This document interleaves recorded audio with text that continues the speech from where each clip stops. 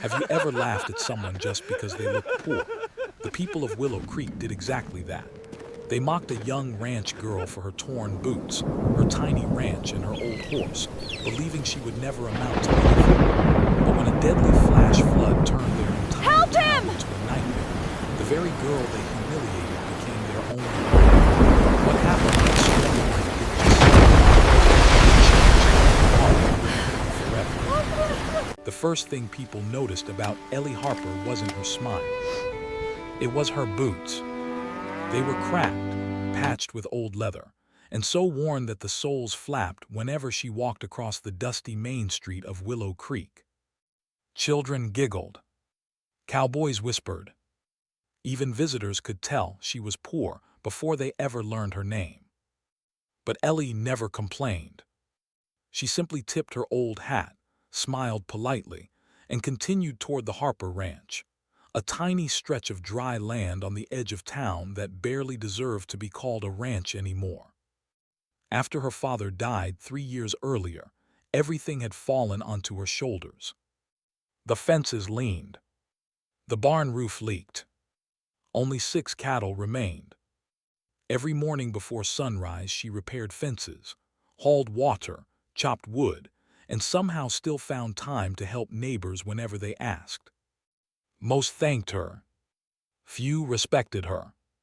You should sell the place, people often said. A young woman can't run a ranch. She always answered the same way. My father believed this land still had life in it. Then she'd return to work. Across town stood the magnificent Blackstone Ranch. Its owner, Victor Blackstone, possessed hundreds of cattle, dozens of horses, and enough land that riding across it took nearly an entire day. Victor loved reminding everyone of that. Whenever Ellie passed his ranch hands laughed. Need a real pair of boots. You lose another cow. Maybe we'll donate you a chicken. Their laughter echoed across the fields. Ellie never answered. She simply walked away. Her silence annoyed them more than any insult could. One afternoon, the entire town gathered for Willow Creek's annual ranch festival. There were horse races, barbecue competitions, roping contests. Music drifted through the warm summer air. Victor Blackstone sponsored nearly everything. His enormous banner hung over the entrance. When Ellie arrived carrying homemade pies to donate, several women exchanged sympathetic looks. That's sweet. We'll put them in the back. The expensive bakery desserts occupied the front table. Ellie's simple apple pies disappeared behind them. She smiled anyway. Later that afternoon, Mayor Collins announced a ranch skills competition. The winner would receive $5,000, enough money to save a struggling ranch. Everyone expected Victor to win. He certainly expected it himself. The events included horseback riding, cattle handling, repairing fences, reading weather signs, and survival knowledge. Ellie hesitated. She desperately needed the prize money. But entering meant becoming everyone's entertainment. Finally, she signed her name. People noticed immediately. The Harper girl. This'll be good. I hope someone records it. Laughter spread through the crowd. The first challenge was horseback precision. Victor rode an expensive champion stallion imported from Texas. Ellie rode Daisy. Daisy was 20 years old. One ear bent sideways. She limped slightly after long rides. The audience laughed before the event even started. Then the whistle blew. Victor rode fast. Too fast. He knocked over several markers. Ellie whispered softly to Daisy. The old horse moved carefully, responding to tiny shifts of Ellie's weight. Not a single marker fell. The judges exchanged surprised glances. Ellie won the first round. The crowd applauded politely, mostly out of shock. The second challenge involved calming a frightened horse. Victor forced the horse into submission. It fought harder. Ellie approached slowly. She spoke gently. She waited. She allowed the terrified animal to sniff her hand. Minutes later, the horse rested its head against her shoulder. Silence filled the arena. Even Victor looked uncomfortable. By evening, Ellie stood tied for first place. Nobody laughed anymore. They simply stared. Victor's pride burned hotter with every challenge. The final event involved reading weather conditions. Contestants studied the sky and predicted what would happen during the next 24 hours. Victor glanced upward. Clear skies. The audience nodded. Ellie looked longer. She noticed birds flying unusually low. She felt the strange heaviness in the air, the distant scent carried by the wind. She examined clouds gathering beyond the western hills. She spoke quietly. A flash flood. People blinked. She continued. It'll arrive tonight. Someone laughed again. There hasn't been rain here in weeks. Victor smirked. Maybe your imagination sees storms. The judges awarded Victor slightly higher points. He won the competition by a narrow margin. The town celebrated. Victor proudly accepted the trophy. Ellie quietly gathered Daisy's reins and headed home. That evening she didn't sleep. Instead, she moved every animal to higher ground. She secured feed. She filled water barrels. She tied emergency ropes between large oak trees. Her elderly neighbor, Mrs. Turner, noticed. Expecting trouble. Yes. Should I move my goats? Please. Mrs. Turner trusted her. Others didn't. Near midnight, thunder exploded. Lightning flashed across the mountains. Rain poured harder than anyone had seen in years. Within an hour, the normally dry creek transformed into a roaring wall of muddy water. The flood smashed through fences. Bridges collapsed. Barns disappeared beneath rushing currents. People woke screaming. Children cried. Livestock scattered in every direction. Darkness swallowed everything. The mayor tried organizing rescue efforts. Roads had vanished. The sheriff's horses panicked. Victor Blackstone's enormous ranch became a trap.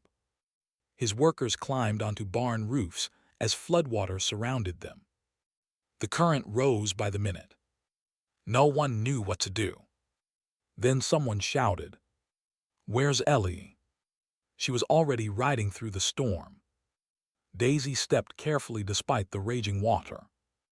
Ellie knew every hill, every hidden trail, every shallow crossing.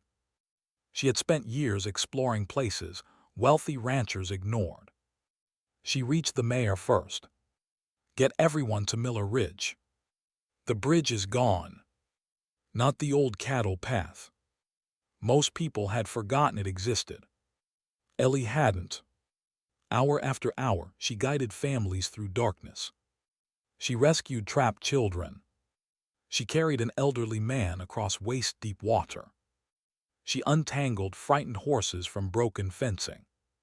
Again and again, she returned into danger. Nobody asked why. They simply followed. Finally, someone shouted from the hill. Victor's ranch. Half the workers remained trapped. The flood had surrounded the main barn. The building groaned with every crashing wave. If it collapsed, everyone inside would die. Rescuers hesitated. The current looked impossible. Ellie studied the water, then pointed upstream. There's one chance. She tied ropes between massive cottonwood trees. Using fallen fence posts, she created a guideline across the current. It wasn't perfect. It was enough. One by one, workers crossed. Then horses. Then families. Finally, only Victor remained. His foot had become trapped beneath heavy timber. The barn began collapsing. "I can't move." Ellie climbed back across the rope. The current slammed into her legs. She reached Victor. Together they pushed the beam. Nothing happened. Again. Nothing. She looked around. Nearby floated a broken wagon wheel. Using it as a lever, she lifted the timber just enough. Victor pulled free. Seconds later, the barn disappeared into the flood. The crowd watched in stunned silence as Ellie and Victor reached safety together. Morning revealed devastation. Fields lay underwater. Fences were gone. Animals wandered everywhere. But every single person had survived. Not because of luck. Because one ranch girl had recognized the danger before anyone else. Because she had prepared. Because she had refused to abandon anyone. Days later, the entire town gathered again. This time, there were no banners. No competitions. No trophies. Mayor Collins stood before everyone. "I made a mistake." He turned toward Ellie. "We all did." Victor stepped forward next. The proud rancher removed his expensive cowboy hat. For the first time in anyone's memory, he bowed his head. "I laughed at you." His voice cracked. "You saved my life." He handed Ellie the trophy she had narrowly lost days earlier. "It belongs to you." Ellie looked at the polished metal, then smiled. "I don't need a trophy." She handed it back. "What this town needs is to rebuild." The next morning, something remarkable happened. People arrived at the Harper Ranch. Not to pity Ellie. To help her. Carpenters repaired the barn. Neighbors rebuilt fences. Blackstone Ranch donated cattle. Children painted the house. Mrs. Turner baked pies. Even strangers volunteered. Within weeks, the tiny ranch looked alive again. Months later, visitors driving into Willow Creek noticed something unusual near the town entrance. A wooden sign had been placed beside the road. It read, "Welcome to Willow Creek, where courage is worth more than wealth." Below those words stood a smaller line carved by hand. "In honor of Ellie Harper, who reminded us never to judge a person by the condition of their boots."